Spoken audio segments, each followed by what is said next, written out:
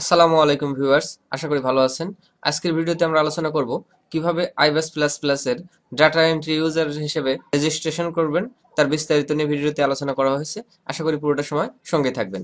তো ভিউয়ার্স, এর জন্য আপনাকে যা করতে হবে, প্রথমে আপনার এনআইডি নম্বর এবং যে মোবাইল নম্বর দিয়ে আপনি ফিক্সেশন করেছেন সেই দুটো সঙ্গে নিয়ে বসতে হবে। তো চলুন শুরু করি। তো ভিউয়ার্স, প্রথমেই আমরা একটি ব্রাউজার ওপেন করব। ব্রাউজার ওপেন করার পরে সেখানে আমরা টাইপ করব ibas.finance.gov.bd। তো ভিউয়ার্স, ibas.finance.gov.bd এটাতে আমরা ক্লিক করব।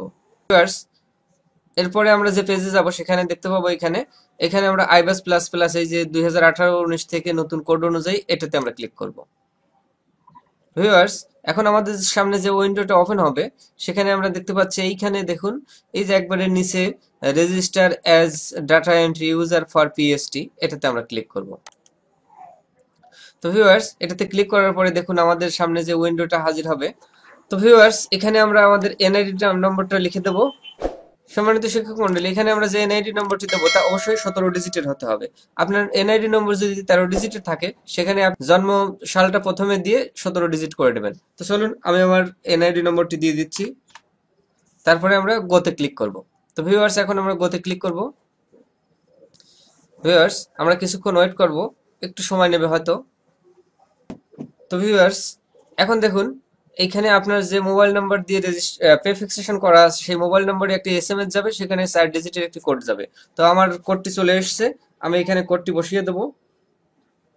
তো দেখুন এখন আমি কোডটি বসিয়ে দিচ্ছি। ভিউয়ার্স, আমরা এখন গোতে ক্লিক করব।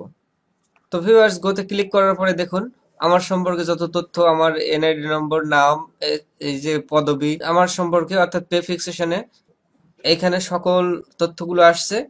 এইখানে ইমেল নাম্বারটা দিয়ে দেবেন, ইউজার আইডি বা মোবাইল নাম্বার দেবেন। তো দেখুন আমি আমার ইমেল নাম্বারটি দিয়ে দিচ্ছি।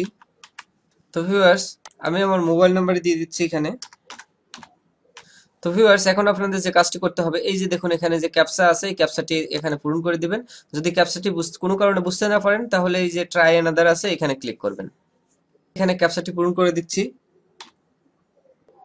তো ভিউয়ার্স, ক্যাপচা পূরণ করার পর আমি রেজিস্টারে ক্লিক করছি।